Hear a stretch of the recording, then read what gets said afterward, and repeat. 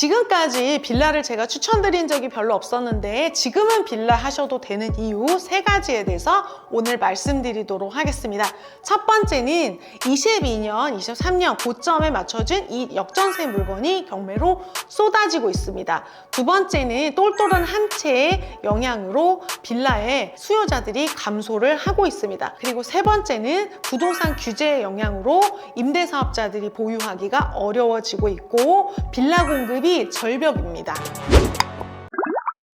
물방 고기반이다. 기회가 많다는 거죠. 물고기는 많은데 잡는 사람이 적어서 그냥 대충 해도 수익이 나는 게 빌라 경매입니다. 빌라는 입찰자 수가 적기 때문에 낙찰받기는 되게 쉬운데 매도하기가 어려운 상품인 그게 포인트가 있어요. 지금은 경쟁이 굉장히 많이 없는 시장입니다. 빌라 경매 낙찰가가 굉장히 낮은 이유는 첫 번째는 경매 물건이 굉장히 많습니다. 예전에 22년, 23년 이때 전세가 폭등하고 매매가가 폭등했을 때 높은 전세를 맞춰놨던 이 빌라 매물들이 이 이후로 매매가 전세가가 빠지면서 역전세가 됐어요. 자, 우리가 역전세라고 하면 전세를 내가 3억에 맞췄는데 전세가 안 맞춰지는 것도 역전세라고 할 수가 있지만 원래 역전세는 3억에 전세를 맞췄는데 이 집을 팔아도 이 3억이라고 하는 보증금을 돌려줄 수 없는 그런 아주 심각한 역전세입니다. 아파트는 이렇게까지 가기가 어려운데 빌라 같은 경우에는 지방 아파트랑 서울 수도권 빌라는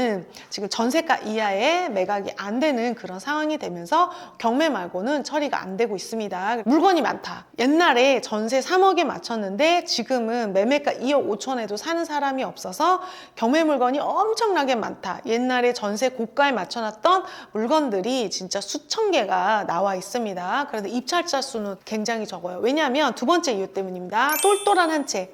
자, 우리 모두가 지금 살지 않는 주택에 대해서는 징벌적인 과세를 하려고 하는 우리 정부 정책이 있습니다. 대출이 잘 안 나오고 중과가 되고 보유를 하는 상태에서 집이 있으면 살기가 되게 힘든 그런 상황이에요. 아파트도 똘똘한 한 채로 쏠리면서 아파트 2개 있던 것을 좋은 거를 남기고 하나를 정리하는 그런 상황이죠. 그런데 빌라는 어떨까요? 빌라 같은 경우에는 똘똘한 한 채 아파트 이런 축에도 못 끼는 데다가 이 똘똘한 한 채를 쏠리면서 다른 물건들이 수요자가 줄어들고 낙찰가가 많이 낮았습니다. 일반 매매도 그렇지만 경매는 이게 그날 그 당일에 입찰자가 있느냐 없느냐에 따라 그 물건이 그 가격이 낙찰되고 안 되고를 하기 때문에 심리의 영향을 굉장히 많이 받는 게 경매 낙찰가다 이렇게 보시면 될 것 같아요. 그리고 공급이 절벽이다. 아파트도 절벽이지만 빌라를 지어서 공사비가 코로나 이전에 비해서 몇 배가 오른 상황에 금리, PF 금리도 오르고 공사 단가도 오르고 땅값도 오르는데 분양을 했을 때 분양이 어렵기 때문에 경기는 또 안 좋기 때문에 신축 빌라가 공급이 잘 안 되고 있습니다. 그래서 이 3가지 이유 때문에 지금 신축으로 이미 지어진 빌라 가격이 오르고 있습니다. 매물이 진짜 없는데요. 부동산 규제의 어떤 후폭풍으로 규제를 하면서 가지고 임대를 주려고 하는 사람들이 굉장히 적어졌고 옛날에 비해서 전세가에 비해서 낮아지면서 경매 낙찰가가 낮아지고 또 재개발이 굉장히 핫해요. 지금 서울 재개발닷컴에서 재개발 지도를 여러분이 펼쳐보시면은 진짜 구역이 안 그려진 데가 없을 정도로 굉장히 촘촘하게 구석구석 재개발을 하고 있습니다. 그래서 사람들이 또 빌라에 대해서 재개발 물건에 대해서는 또 관심이 굉장히 많아요. 또 공간 임대의 활황도 있습니다. 요즘에 그 부업으로 단기 임대 에어비앤비 같은 게 굉장히 인기가 있는데요. 에어비앤비 같은 경우에는 소유자의 동의가 필요한 부분이 있어서 이 매물을 구하기가 굉장히 어려워요. 만약에 임대를 줘서 이 사람들을 수익을 낼 목적이기 때문에 일반 빌라 투룸이 월세가 100만 원이다. 그러면 내가 에어비앤비로 하겠다. 그럼 월세를 더 주고도 들어가는 상황이라 월세 수요가 굉장히 늘어났고 월세 수준이 굉장히 높아졌습니다. 이게 지금 화곡동, 제가 말만 그런 게 아니라 지금 화곡동에 현재 진행 중인 빌라 지도예요. 경매 물건 지도 검색으로 하시면 이렇게 많이 떠요. 여러분 진짜 빈틈을 찾아볼 수 없을 정도로 굉장히 물건이 많은데 이 모든 물건들이 그냥 내가 쓰는 거가 낙찰이 될 정도로 굉장히 입찰자가 적다. 입찰자 수도 제가 보여드릴 겁니다. 근데 낙찰만 받는다고 다 수익이 나는 건 아니에요. 일단 빌라 거래가 활발한 데서 하셔야 되고, 두 번째는 원래 그 지역에서 거래가 될 만한 평수랑 위치여야 됩니다. 그리고 그 물건의 상황이 사람이 살 만한 어떤 환경이어야 되고, 이 가격이 적당해야 됩니다. 이것들이 균형적으로 있었을 때 수익이 나게 되는데, 낙찰만 받으면 수익이 난다 이런 게 아니기 때문에 사람들이 이 빌라에 대해서 굉장히 공포를 가지고 있기도 해요. 지금 이게 그 예시 물건인데요. 2억 5천만 원에 감정된 신축 빌라인데 지금 7월 14일에 1,117만 원의 경매가 진행을 합니다. 화곡동에 있는 건물 면적 7평짜리 신축 빌라인데 2억 5천짜리 빌라가 1,000만 원에도 낙찰이 안 되는 이유가 뭘까요, 여러분? 그 이유는 2억 4,800만 원의 선순위 임차인이 있기 때문에 그래요. 자, 전세 임차인이 1억 4,800만 원이 있기 때문에 내가 1,000만 원에 낙찰받아도 2억 4,800만 원 이하에는 낙찰이 안 되는 상황입니다. 여러분이 만약에 2억 5천짜리 빌라가 있다. 이거의 시세가 2억 5천이다 라고 했을 때 얼마에 사고 싶으세요? 우리 이제 물어보시면은 선생님 저는 1억 5천에 받고 싶습니다. 저는 1억 8천에 받고 싶습니다. 이렇게 얘기를 하세요. 그런데 2억 4,800만 원이라고 하는 임차인이 있는 물건, 이 가격 이하에는 살 수 없는 물건이라고 한다면 아마 아무도 입찰을 안 하시게 될 겁니다.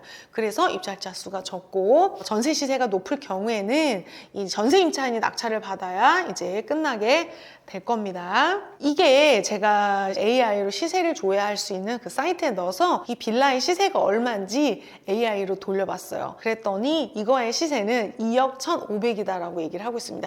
2억 1,500짜리 빌라를 2억 4,800 이상에 낙찰받을 사람이 없는 거죠. 그래서 1,000만 원 이하까지도 계속 떨어지고 있는데, 이 임차인이 2억 4,800만 원 전세 임차인이 있는데 이거를 전세 보증보험에 들었을 경우에는 이 허그가 주택도시보증공사에서 보증을 들어줘요. 어떤 임차인이 전세 계약을 합니다.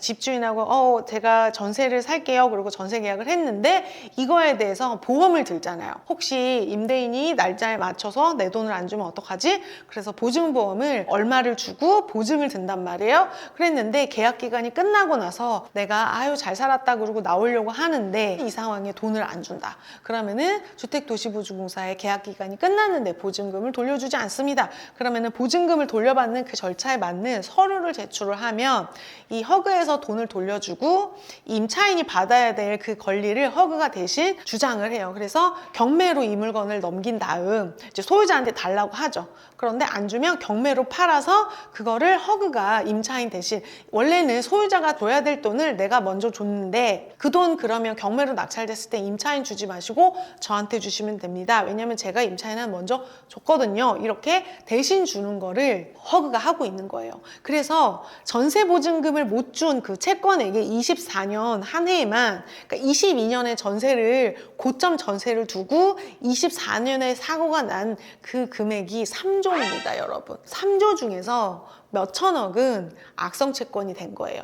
일부는 시간을 주면 해결을 할 수 있는 물건도 있었고, 어떤 것은 시간을 주면 해결을 할 수 있는 물건이겠지만 어떤 것들은 시간을 아무리 줘도 해결이 안 되는 그런 악성 채권이 수천억 규모에 이릅니다. 주택도시보증공사 현재 채권이 한 해 24년 한 해에만 3조, 매년 그 정도 채권이 회수가 안 되고 있는 겁니다. 계속 전세 사고가 나서 보증금을 허브해서 주고 있고 그거를 지금 경매로 매각을 하게 되는 거예요. 내가 집주인 대신에 보증금을 먼저 돌려줬는데 이 3조를 어떻게 회수를 하냐 이거예요. 집주인한테 달라고 해서 집주인이 주는 경우도 있겠지만 안 줄 경우에는 경매로 팔아서 이거를 채권을 회수하게 됩니다. 그래서 경매 물건이 많다 이겁니다. 전국에 있는 아파트 그리고 서울 수도권의 빌라들이 다 이렇게 해서 주택도시보증공사 전세 때문에 경매로 나온 물건이 많습니다. 빌라 경매는 실제로 경쟁자가 굉장히 적다. 제가 26년 5월에 낙찰된 사례를 빌라 100개 아파트 100개가 매각이 되는데요. 이거 입찰자 수의 평균을 내보니까 아파트는 평균 5.4명, 그리고 빌라는 2.2명입니다. 지금 입찰자 수가 아파트에 비해서 절반 이하로 떨어졌어요. 이 이유는 아파트 같은 경우에는 실거주 목적으로 입찰을 하지만 빌라 같은 경우에 실거주로 입찰한 사람 숫자가 굉장히 적고, 또 이거를 경매 낙찰자들이 입찰을 하기에는 매매 사업자 대출은 안 나오고 이걸 가계 대출로 받아야 되는 그런 이유, 그리고 규제 지역에 집이 있는 사람이 규제 지역에 또 낙찰을 받았을 경우에 이게 매매 사업자 단기 매도가 안 되고 중과세를 받습니다. 양도세, 중과세. 자, 그래서 무주택자만 낙찰을 받을 수 있게 된 겁니다. 서울 빌라 같은 경우에는. 여러분, 지금 부동산 투자 많이 하는 것 같으세요? 부동산 투자 하는 사람이 없어요. 그걸 어디서 볼 수 있냐면 경제경영 베스트셀러에 20위 안에 부동산 책이 없어요. 지금은 코인하고 주식만 해요, 사람들이. 부동산 투자를 아무도 하지 않는데 이때 빌라를 무주택자가 입찰을 하지 않는다는 이야기입니다. 무주택자는요, 아무래도 이 주택을 소유한 경험이 없는 사람이 많아요. 이거 막 그렇게 진취적이지가 않습니다. 그래서 입찰자 수 굉장히 줄어들었다. 경매는 입찰자 수와 낙찰가가 비례하는 시장이기 때문에 입찰자 수가 줄어들면 낙찰가가 낮아집니다. 서울 빌라 1억대에서 3천만 원, 2억대에 4천만 원, 3억대에서 7천만 원 정도 차익이 그 평균입니다. 빌라 수익이 큰 이유는 그만큼 위험하기 때문에, 아파트보다 위험하기 때문에 그래요, 여러분. 그 위험을 충분히 감수할 수 있는 사람만 하시는 게 맞고, 저희 최근에 매도된 사례를 가서 보고 왔는데 강서구 화곡동에 1억 8천대에 낙찰받아서 2억 8천만 원 정도에 매도를 했습니다. 이분은 대출이 없이 하셨기 때문에 단순 차익이 9,300만 원이고 종합소득세, 취득세, 도배 말고는 들어간 게 없어서 실제 차익이 8천만 원 정도 될 것 같고요. 부천의 내동에도 1억 2천만 원대에 낙찰받아서 1억 7,500에 매도를 하셨습니다. 저희 아카데미 출신이 아파트 경매를 하다가 빌라로 넘어갔을 경우에는 일반 평균보다는 2배에서 몇 배, 평균에 훨씬 넘어서는 수익을 내고 있습니다. 우리가 아파트 경매로 1억 8천짜리를 하면은 순수익 한 1,000만 원 정도를 기대를 하면서 입찰을 하시는데, 이분들 같은 경우에는 빌라 고수셔가지고 이거를 대출이 없이 현금으로 하셔서 비용도 거의 들지 않았어요. 이분들은 대출을 안 받으시고 현금으로 하고 있습니다. 대출이 필요하고 나올 수 있는 사람이면 대출도 가능하죠. 그래서 공급이 줄어들고 월세 수요는 증가하고, 또 이 내가 낙찰받는 빌라가 재개발 기슈가 있다라고 한다면 구역 지정이 되거나 이게 진행이 될 때마다 아마 호가가 훨씬 많이 오르게 될 겁니다. 규제가 있어야지 여러분 초보에게 기회가 있는 거예요. 사람들이 어떻게 사냐면 규제가 있으니까 하지 말아야지 이렇게 생각을 하시는 것 같아요. 규제는 누구를 하는 거냐면 집이 이미 있는 사람, 다주택자를 규제를 하고 있는 거예요. 지금 대출 규제도 어때요? 15억 이하는 6억을 해주는데 25억 이상은 2억만 해줍니다. 고가 자산, 그리고 다주택자, 이런 사람들을 규제를 하고 있는데 자산이 적거나 무주택자인 사람들을 규제를 하지는 않고 있어요. 이 규제가 고수들을 규제를 하고 있는데 이 경험이 없는 사람들은 막 규제한데 부동산 요새 안 좋대라고 생각을 막 하니까 이 관념적으로 지금은 하지 말아야지 이런 생각을 하시는 것 같아요. 대중하고 반대로 해야 된다고 하는데 우리는 그 대중의 속성을 그대로 갖고 있어서 남들이 하면 하고 싶고 남들이 안 하면 안 하고 싶어요. 예를 들어 이런 거예요.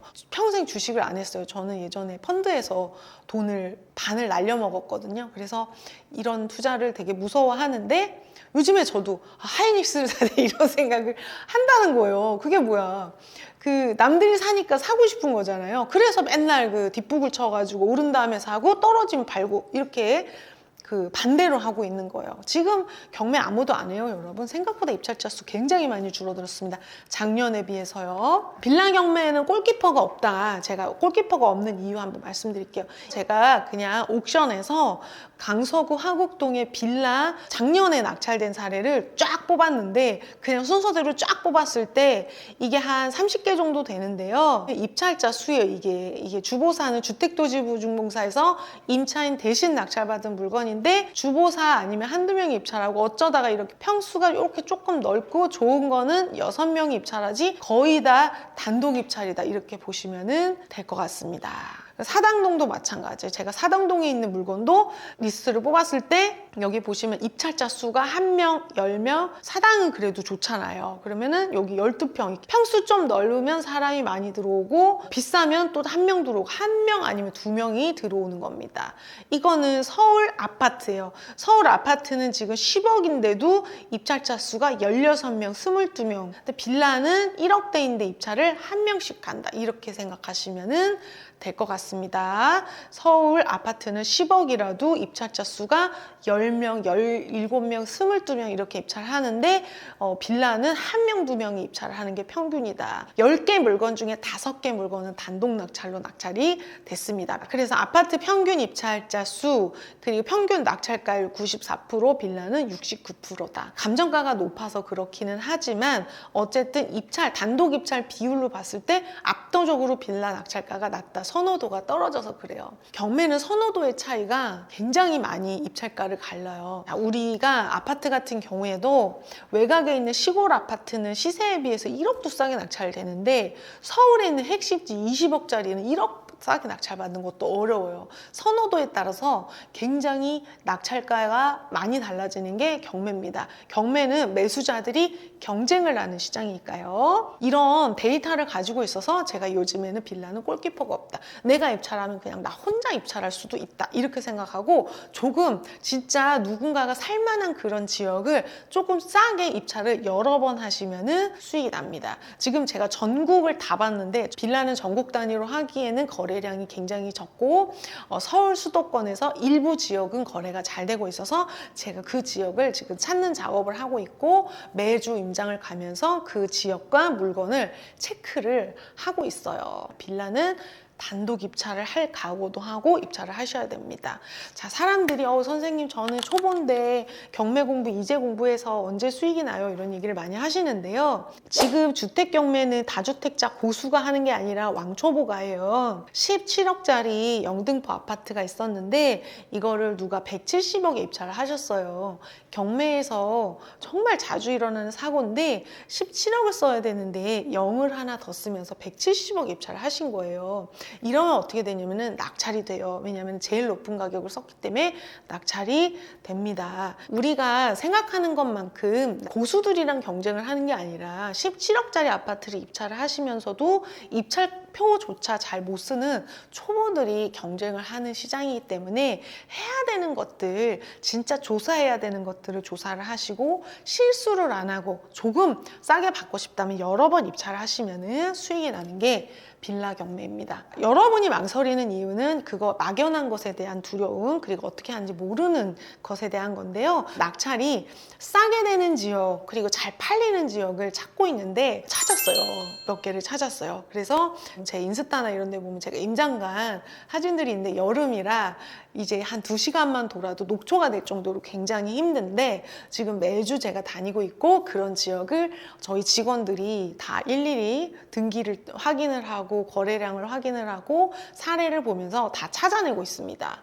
제가 생각했을 때는 이 지역이 거래가 잘 될 것 같다라고 하는 지역이 있었는데 그 지역이 거래가 잘 되기는 해요. 그렇지만 실제로 데이터를 봤을 때는 생각지도 않은 지역에서 수익이 많이 나면서도 거래가 잘 되는 그런 동네가 있더라고요. 제가 이것에 대해서 진짜 하고 싶은 분들을 위해서 빌라 경매에 최근에 낙찰된 물건들 그리고 할 만한 어떤 조건, 어떤 거를 하면 낙찰 받아서 수익이 나고 잘 팔리나, 어떤 거를 하면은 잘 안 팔리나 이런 거 방법을 조사하는, 시세 조사하는 거, 물건 검색하는 방법 이것들을 좀 다 알려드리려고 7월 6일에 라이브를 할 겁니다. 제가 앞으로는 좀 라이브를 자주 하려고 하는데요.